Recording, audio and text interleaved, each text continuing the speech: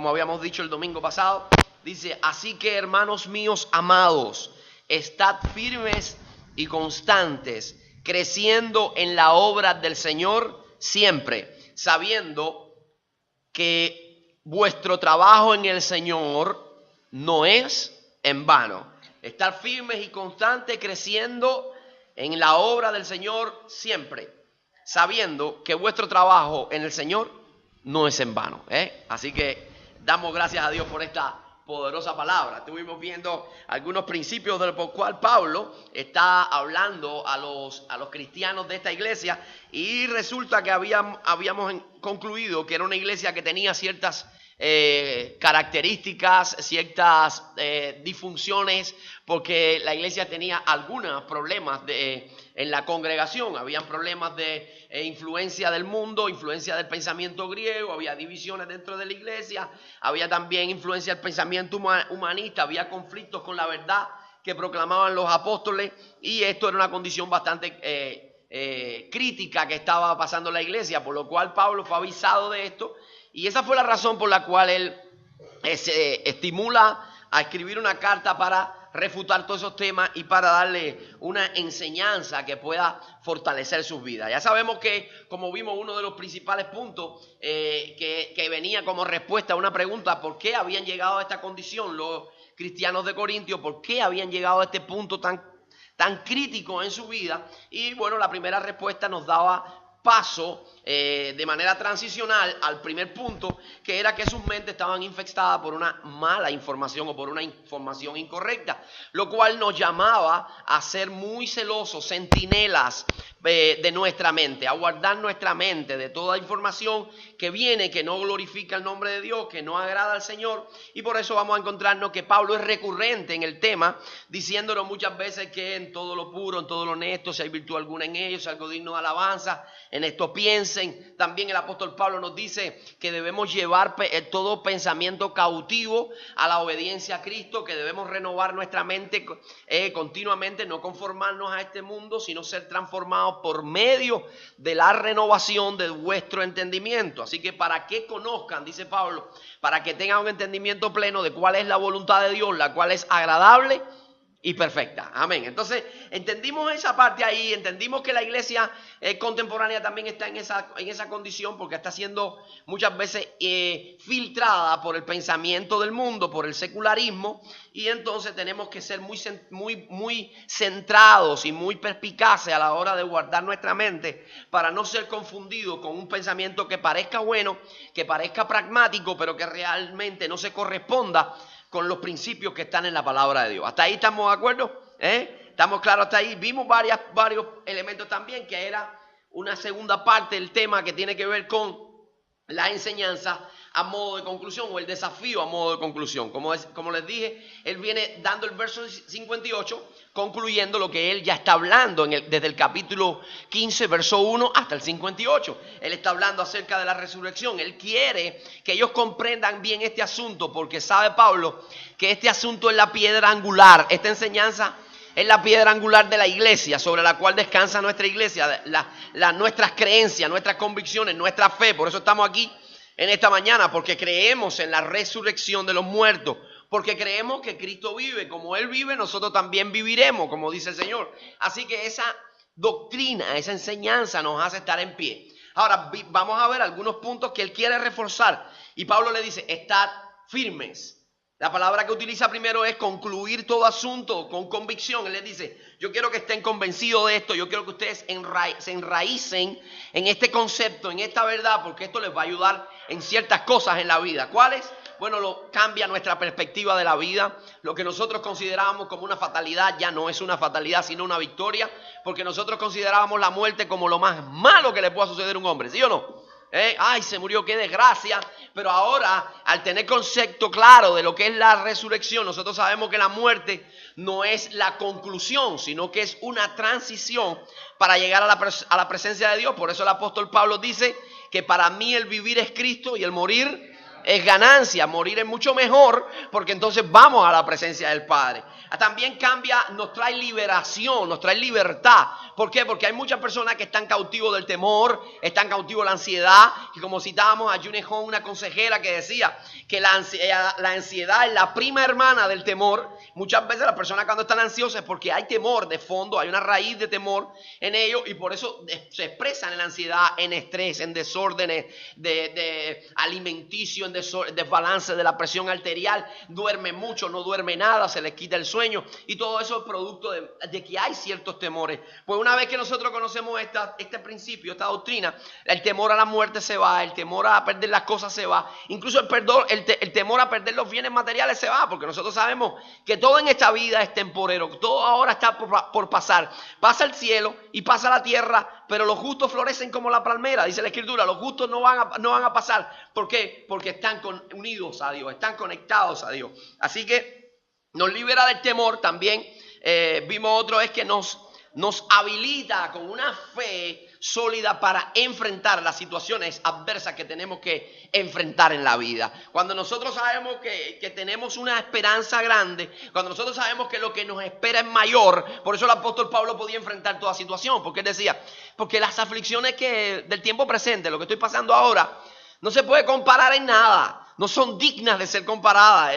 Son una bicoquita al lado, es algo pírrico al lado de lo que me espera por delante. Dios tiene cosas mayores. Y cuando nosotros ponemos la mirada en esas cosas mayores que tiene Dios, eso nos ayuda a enfrentar cualquier vicisitud, cualquier adversidad que tengamos en la vida, sabiendo que hay una recompensa mucho más grande. Por eso los mártires en la antigüedad, por eso Esteban, por eso Pablo, por eso Pedro, por eso Juan, bueno, Juan no murió de anciano ya, por eso Jacobo, por eso todos los demás que vimos. También nos ayuda para tener un correcto enfoque en nuestra vida y saber dónde direccionar nuestras prioridades en la vida. Cuando nosotros sabemos que todo lo que hay en esta tierra pasa y que todo lo que hoy aquí hay es efímero, está ahora y mañana no está, usted va a trabajar más para lo que no pasa que para lo que pasa. ¿Cuántos están de acuerdo conmigo? Me dicen amén. Cuando usted sabe, cuando usted tiene pleno convencimiento de que todo en este mundo va a pasar, la belleza va a pasar, el dinero va a pasar, las cuentas bancarias se van a quedar si no las estuviste usando sabiamente, cuando venga Cristo las va a dejar todo en el banco. El dinero que tienes ahí guardado debajo del colchón o bajo la losa, ahí que tiene abajo de la losa, Mayuí, que yo lo vi ya, no, se va a quedar ahí debajo de la losa, así que hay que invertir y hacerlo de manera sabia dentro del reino de Dios también y conforme a la voluntad de Dios. Todo va a pasar. Hay gente que se aferra y se obstina con las cosas de este mundo, pero un día este mundo va a pasar. ¿Qué quiere decir con usted con eso, pastor? Que ya yo no voy a hacer más ningún trabajo, ya yo me voy a quedar en mi casa, no voy a trabajar. Si de todas formas Cristo viene mañana, ya yo no voy a trabajar más, no voy a hacer más ningún... No estoy diciendo eso. Usted va a trabajar, usted va a ser diligente, usted va a ser responsable, usted va a hacer inversiones sabias, usted va a hacer negocios sabios y que sean lícitos, por favor. Usted va a hacer todas esas cosas, pero usted sabe que usted no va a poner en primer lugar todas esas cosas, sino que Dios está primero y todo lo demás después. Y ese es el correcto orden, ese es el correcto balance que nos ayuda al éxito. Dios primero, todo lo demás después. ¿Entendemos ahí? Primero el reino de Dios, todo lo demás viene por añadidura. Amén. Entonces vimos ese elemento. Acuérdense que esa es la manera de ser ricos para con Dios, como nos dice la Escritura. Y ahora vamos a ver otro punto que nosotros no vimos, y es que Pablo no solamente le habla de firmeza, sino le habla de constancia. Pablo dice, hermanos, amados míos, estad, en forma de mandamiento, en forma de imperativo, le dice, estad firmes y constantes. Cuando nosotros pensamos en la palabra constante, ¿qué nos viene a la mente? Perseverancia, todos los días. Consecutivo, eso es lo que nos viene a la mente, pero realmente el principio que Pablo quiere abordar aquí es mucho más allá de perseverancia. Pablo está abordando un principio mucho más fuerte. La palabra griega que Pablo está usando ahí es la palabra inamovible o invariable. Esa es la palabra que él está utilizando. ¿Por qué? Porque es la palabra que está invariable e inamovible precisamente por una serie de impulsos o de ataques que recibe del exterior. Por eso se mantiene, Pablo dice, manténganse inamovibles. La traducción que nosotros tenemos hoy es constante, pero Pablo realmente en su intención y en la intención del Espíritu Santo es decirle, mantente inamovible, que nada te mueva, porque ciertamente, eso todo está implícito, porque ciertamente van a venir ataques externos que lo que buscan es desplazarte. ¿Desplazarte de qué? De esta doctrina, de este principio que estamos defendiendo hoy, que estamos exponiendo hoy, de la resurrección de los muertos. Va a venir mucha información de allá afuera, va a venir mucha información del mundo que te va a decir, eso es un cuento de hadas, eso es mitología, eso es leyenda, para que tú te desestabilices, robarte tu salvación, robarte tu seguridad, robarte tu esperanza y robarte la eternidad en Dios, para darte una eternidad en el infierno. Pero ¿cómo tenemos que estar? Dice Pablo, constantes, inamovibles, invariables. ¿Cómo se puede estar invariable, inamovible? Cuando nosotros echamos raíces, como decía anteriormente, cuando nosotros estamos insertados dentro de esta verdad y somos capaces de defenderla, de estudiarla, de conocerla. Inamovible quiere decir, ¿sabes? Los maestros en las escuelas utilizan unas herramientas metodológicas que son dinámicas para poder ilustrar más, porque usted sabe, hay un porcentaje de información que usted capta por lo que yo le estoy diciendo, por la palabra, y hay otro porcentaje de información que usted capta por lo que se ilustra de esta palabra, y por lo que se hace con ademanes, con los gestos, y esa es parte de la comunicación no verbal, que es la comunicación corporal. Yo le voy a dar ¿qué es lo que quiere Pablo decirnos? Se lo voy a decir, y yo voy a pedir a Ned que me ayude aquí un poquito. ¿Qué es lo que Pablo quiere decir cuando dice inamovible? Que no te mantenga. Porque ya oímos que lo que Pablo está queriendo decir es que van a haber impulsos exteriores. Es que va a haber una fuerza del exterior que te va a estar moviendo. ¿Y cómo tú te vas a parar para que entonces tú seas inamovible? Si nosotros nos paramos sin tomar en cuenta este principio, si nos paramos así como Tarnero, ¿usted sabe qué va a pasar cuando vengan los impulsos exteriores? Va a pasar esto. Se va a ir. Usted ve cómo se fue Arnel. Pero si Arnel se prepara y abre bien su pierna, cuando vengan los impulsos exteriores, mira, Arnel no se mueve, Arnel está firme. ¿Por qué? Porque él se ha preparado para ello. ¿Entienden? Muchas gracias, hombre. Ahora, ¿cómo nosotros nos preparamos para eso? ¿Cómo es que nos ponemos en posición abriendo las piernas? ¿Cómo es? Bueno, tenemos que hacer un estudio responsable, consecutivo de la palabra. No es ir a sacar la promesita. No me estoy refiriendo a eso. Muchas veces hay cristianos que comen comida de esas comiditas rápidas. ¿Sabe cuáles son las comiditas rápidas? Las palomitas de la suerte, la galletita de la suerte. ¿Qué? Una promesita a ver qué me sale. Eso está bien para algún momento. Hay veces tú sales apurado y no comiste. O te tomaste una tacita de café. Pero todos los días tú no puedes vivir así. Tú te necesitas alimentarte con la palabra y leerla dentro de su contexto y estudiar un libro de la Biblia entero. Hay gente que tristemente no se han leído un libro entero de la Biblia. Se han leído solo salmos y solo algunos capítulos. De algunos libros, pero hay algunos que nunca en la vida ni tan siquiera los han tocado. ¿Cómo vamos a estar tan definidos en un punto tan serio como, en un punto tan neurálgico como el de la resurrección de los muertos, si no lo hablamos? Porque estamos como los creyentes corintios que nada más pensamos que Dios funciona en el aquí y en el ahora, y Dios funciona en el aquí y en el ahora y por toda la eternidad. Hay gente cristiana dentro de las iglesias que piensa, yo estoy en la iglesia para que Dios me ayude en mi día a día, para que Dios esté conmigo en mi día a día, para que Dios me supla, para que Dios me abra puertas, para que Dios me prospere por aquí, para que Dios me sane. Pero ¿y qué de la resurrección? Déjame decirle que han habido encuestas en los Estados Unidos, que hay personas que están dentro de las iglesias, bautizados, miembros de la iglesia, y no creen ni en la resurrección de los muertos. Y cuando tú te mueras, ¿qué va a pasar? No sé. No sé, ¿qué va a pasar? No, hombre, el dinero para el entierro, es lo único que piensa, imagínate. Donde quiera que usted lo mueva, sea en cualquier parte de los Estados Unidos, si es ahí en Hialeah o en Miami, le va a decir, hello, no sé qué va a pasar conmigo, lo que me importa es ahora. Porque somos cristianos pragmáticos, nada más, y no pensamos en la eternidad. Esto pasaba con ellos. Y estaban inundados por una serie de información que venía del mundo. ¿Cuál? La de los griegos dualistas. Ellos habían prestado atención a todo el gnosticismo y al dualismo de los griegos, que ellos decían, el conocimiento es lo que vale, el cuerpo es putrefacto, el cuerpo es pecaminoso, el cuerpo no sirve. Así que esto no funciona, esto tiene que ser todo en el conocimiento, todo en lo abstracto. Y estaban de esa manera, no creían en la resurrección. Algunos de los que estaban ahí también traían la influencia de los judíos, saduceos, que estaban ahí también en la sinagoga, que a pesar de que estudiaban el Antiguo Testamento, no creían en la resurrección, ni creían en los ángeles, ni creían en lo sobrenatural, a pesar de que estudiaban el Antiguo Testamento.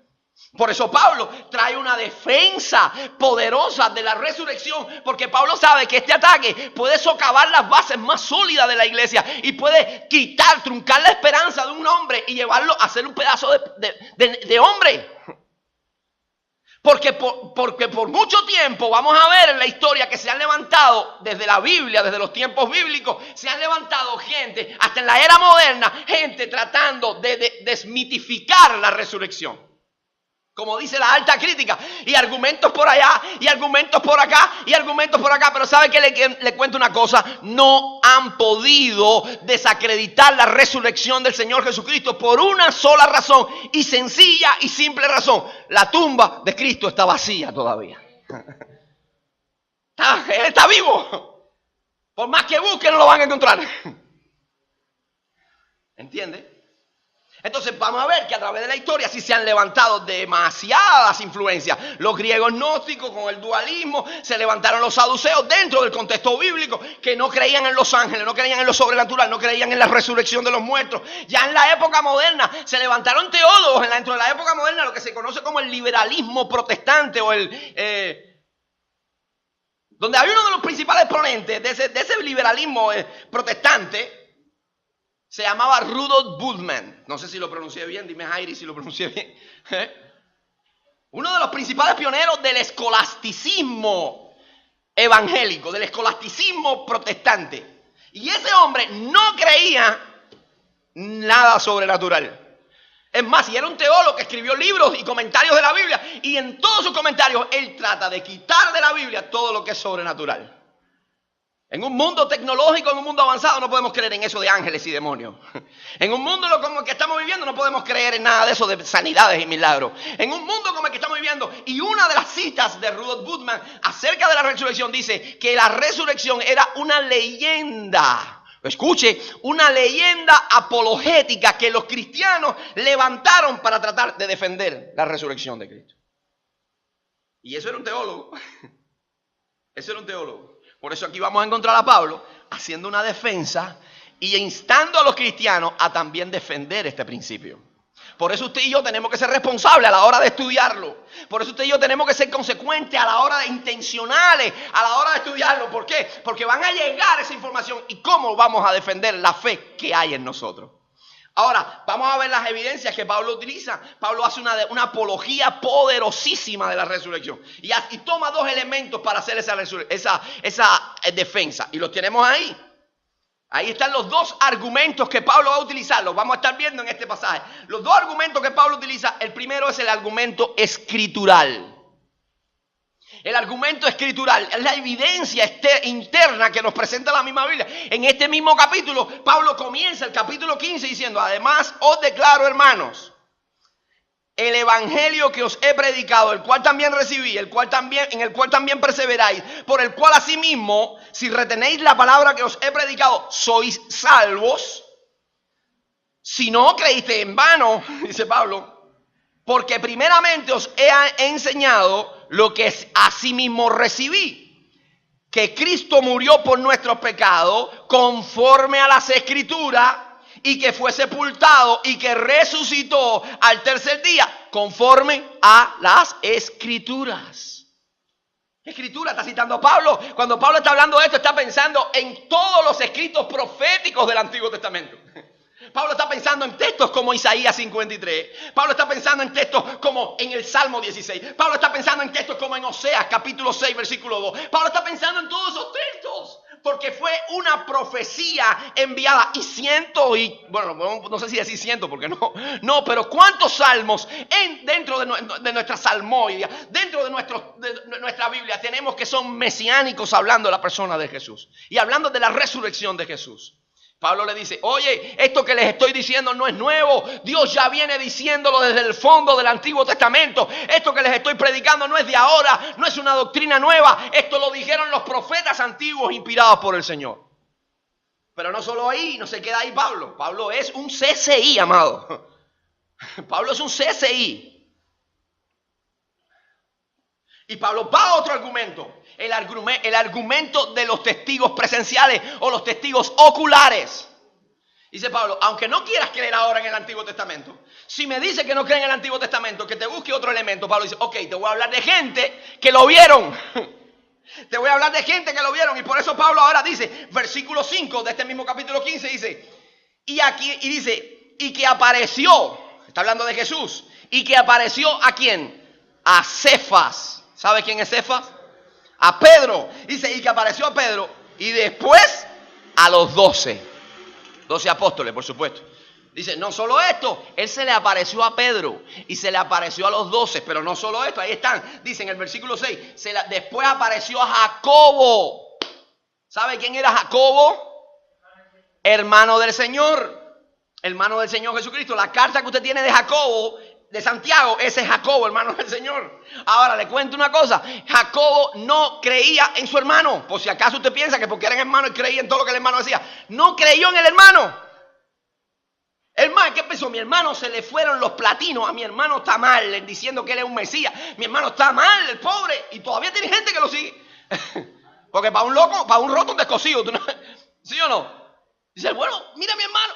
Pero sin embargo, después de la resurrección, entonces Jacobo creyó porque se le apareció. Y Jacobo llegó a ser un mártir del evangelio, un predicador del evangelio. Esa resurrección le cambió la vida. Ese encuentro con Jesús resucitado y vivo cambió su mundo completamente, cambió su perspectiva. A tal punto que dio su vida por esa obra. Que dio su vida por esa visión. Entonces se le apareció también a Jacobo, verso 6. Y dice, verso 7, y apareció a Jacobo y después a todos los apóstoles. Dice, y después apareció, pero verso 6, después apareció, miren qué interesante. Después apareció a más de ¿cuánto? De 500, amada. A más de 500 hermanos a la vez. Eso está interesante. A la vez. Uno puede estar equivocado. Dos pueden estar equivocados. Tres pueden estar equivocados. Pueden estar sugestionados.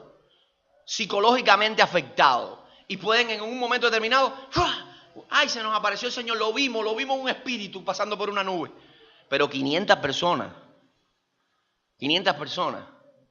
No son 500, son más, dice la Biblia, más de 500. Y Pablo dice, y si por casualidad, esto fue como 30 años después que él escribió esta carta, escuche, todavía, dice Pablo, y si por casualidad no te cabe duda, todavía algunos de ellos están vivos. No ahora, eso en el tiempo de Pablo, no va a salir a buscarlo. Dice Pablo, todavía algunos, cuando él está escribiendo los Corintios, dice, todavía algunos están vivos. Si quieren, vayan y búsquenlo, que se lo van a decir. A más de su hermano. Y Pablo dice, por último, mira, se me apareció a mí. Se me apareció a mí. Al que iba de camino a Damasco, al que perseguía a la iglesia, a la amenaza del cristianismo, se me apareció a mí y me cambió la vida completamente. Por eso ahora quiero que ustedes entiendan, le dice a los cristianos de Corintios, quiero que entiendan, por eso Dios en su omnisciencia, en su sabiduría, no solamente inspira a Pablo para un tema específico y ubicado en la iglesia de Corintios, porque Dios conoce la historia y para Dios todo lo que pasa es historia y Él puede ver el cuadro completo y Él sabe que a través del proceso de la historia se van a levantar demasiadas herejías en contra de la resurrección y por eso nos presenta este argumento y también nos insta a nosotros hoy a ser intencionales a la hora de predicar este tema. ¿Por qué? Porque es lo que nos ubica en correcta perspectiva y lo que nos da razón de ser y por eso luchamos y peleamos y por eso estamos aquí permaneciendo, porque creemos que porque Él vive, tú y yo también viviremos. ¿Cuáles son los problemas que puede ocasionar? ¿Cuáles son los efectos destructivos y devastadores que puede traer el no conocer acerca de este tema o dejar a la buena de Dios, como dice la gente por la calle? Sin saber. ¿Qué sucede? Mira, Pablo menciona los efectos devastadores y se los traigo un cuadro ahí. Dice Pablo, si no defendemos esto, si no tiene de sentido lo que estamos haciendo, Tomen nota los que pueden. Si no tiene sentido lo que estamos aquí. Dice Pablo, bueno, versículo 14 dice Pablo, vana es nuestra fe y nuestra predicación. ¿Para qué estamos aquí? ¿Para qué nos estamos limitando de cosas? ¿Para qué estamos predicando? ¿Para qué anunciamos el evangelio? Si Cristo nos resucitó, comamos y bebamos, mañana moriremos, dice Pablo. ¿Para qué? ¿Para qué sacrificarme? Dice ahora Pablo, no solamente eso, sino que somos hallados, verso 15, falsos testigos. Somos falsos testigos. Pero ¿usted sabe cuál es la palabra que utiliza ahí para testigo? De ahí se deriva la palabra mártir. Y usted sabe lo que es un mártir. Alguien que muere por una causa. Alguien que dio su vida por una causa. Entonces dice Pablo, pero si nosotros no creemos en esto, estamos muriendo por gusto, somos unos estúpidos, unos tontos. Eso no tiene sentido. Dice Pablo. Entonces, verso 17, si no creemos en la resurrección, estamos perdidos y vencidos por el pecado. Dice Pablo en versículo 18. Entonces también los que durmieron en Cristo perecieron. No hay esperanza tampoco para ellos. Los que se murieron ya, pobrecitos de ellos, no tienen esperanza. Nosotros sabemos que los que ya partieron de esta tierra están con el Señor. ¿Cuántos creen eso? Porque el cuerpo va al polvo, de donde salió, pero el espíritu a Dios que lo dio. Y dice Pablo concluyendo, verso 19 dice, y si en esta vida solamente esperamos en Cristo, si en esta vida solamente esperamos en Cristo, entonces somos los más dignos de conmiseración de los hombres. Si nada más que creemos en eso, y no creemos que ese Cristo se levantó, si esperamos en esto nada más, somos dignos de lástima, pobrecito de nosotros. Y es por eso que Pablo nos está diciendo, hay que defender este principio, hay que estar claro de lo que creemos, y hay que estar bien preparado para cuando venga cualquier viento de doctrina, se halle con una pared infranqueable y no nos pueda mover. ¿Entendemos? Y entonces así podamos asegurarnos para la eternidad. En este evangelio, en el cual si perseveramos, si confiamos, somos salvos. ¿Cuántos creen eso? Gloria a Dios.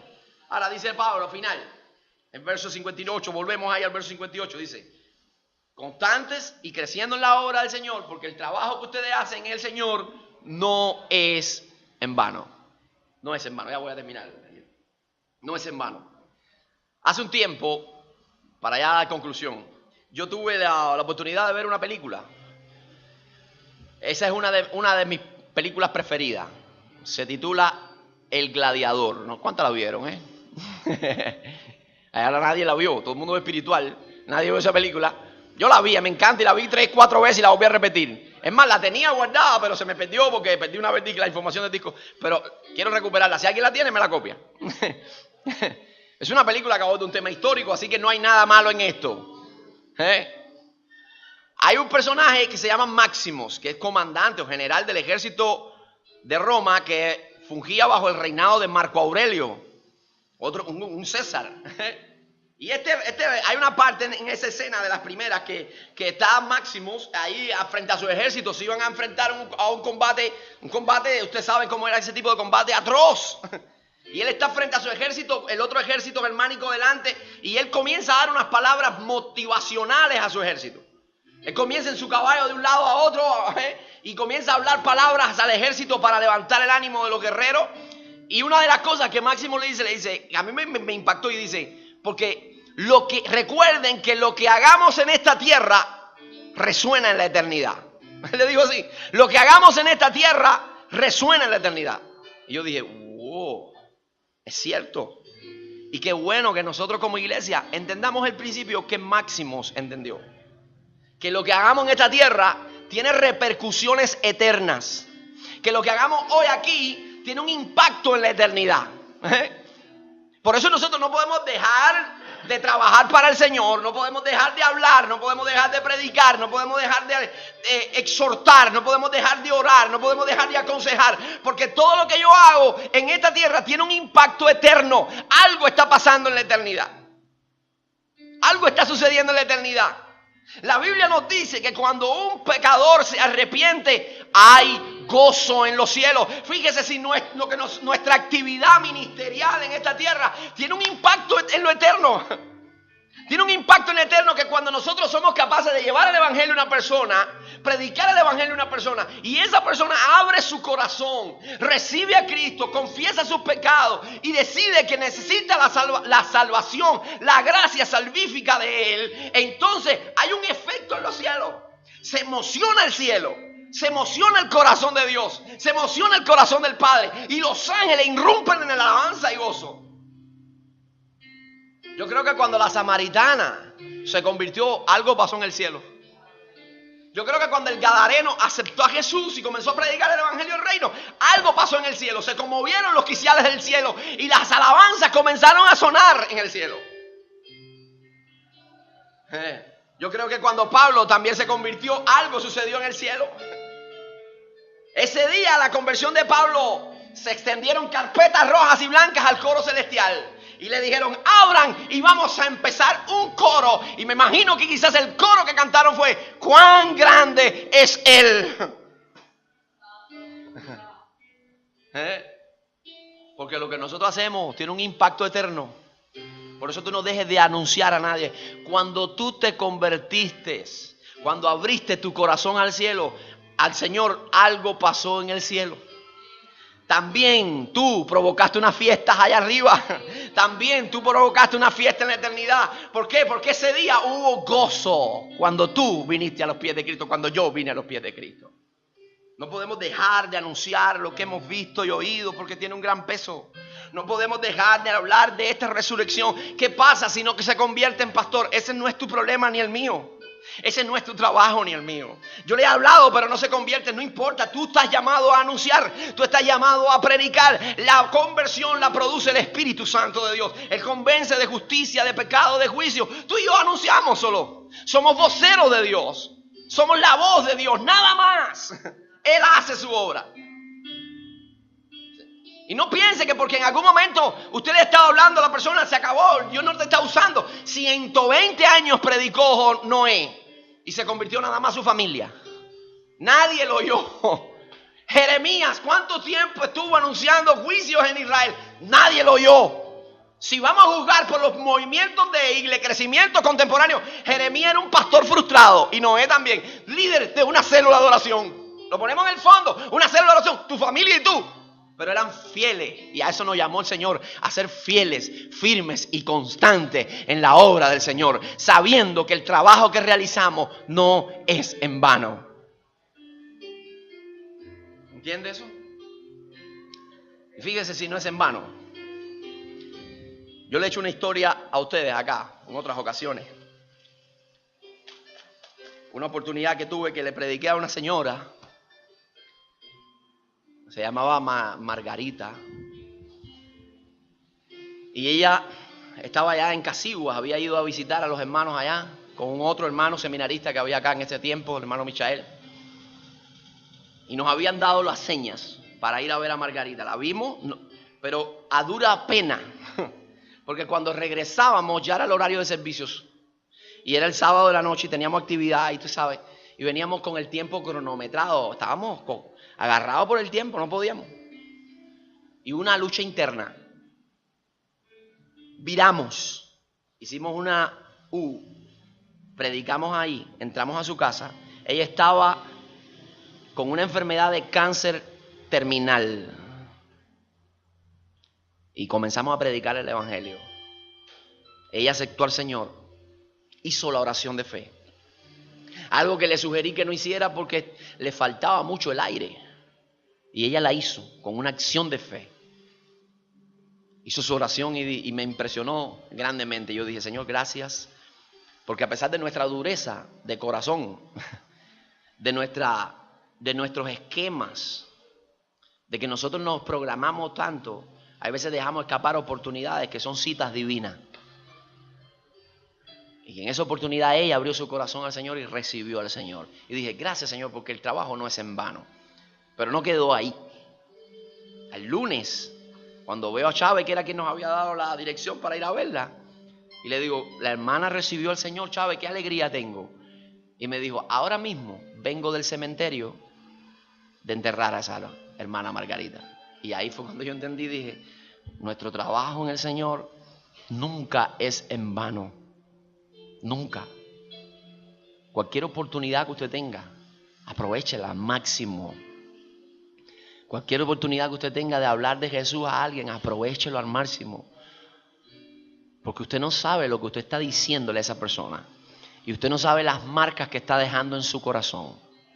Usted no sabe la información que usted está propiciando, que quizás en ese momento no fue lo suficientemente asimilada, pero la vida nos extiende cada encrucijada, que en medio de esas encrucijadas no nos queda otra opción a los humanos que mirar al cielo y recordar lo que un día nos hablaron, lo que un día nos predicaron y decir: Señor Jesús, ayúdame.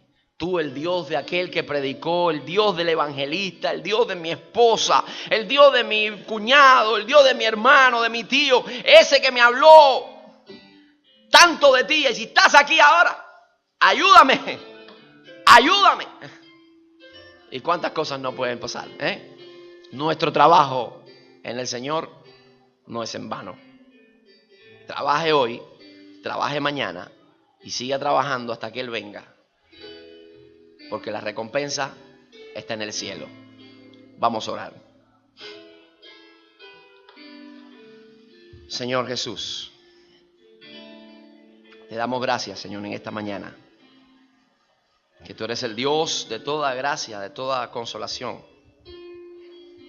Tú nos has redimido, tú nos has comprado a precio de sangre. Gracias, Señor, porque nos has hablado, Señor, de la esperanza tan grande que tú nos has dado como herencia. Porque tú vives y reinas. Y hemos llegado al convencimiento, Señor, de que por tu muerte y resurrección estamos asegurados para el reino. Y como aquellos que ya están asegurados, Señor, ayúdanos a entender de que hay plazas vacantes, que hay oportunidades para otros. Y que trabajemos, Señor, que laboremos en esa dirección, sin que el desánimo, Señor, logre apropiarse de nuestras almas, sin que el desaliento apriete nuestros corazones, sabiendo, Dios, que el trabajo que realizamos para ti nunca será en vano, Señor. Tú sabes sacar provecho de cada cosa. Señor, gracias. Ahora que el amor del Padre, la gracia de tu amado Hijo Jesús y la comunión del Espíritu Santo sean con tu pueblo, Señor, desde ahora y por los siglos de los siglos. Amén y amén. Que Dios me les bendiga a todos, amados hermanos. Es el deseo de mi corazón. Recuerden, amados, esta semana, si tienen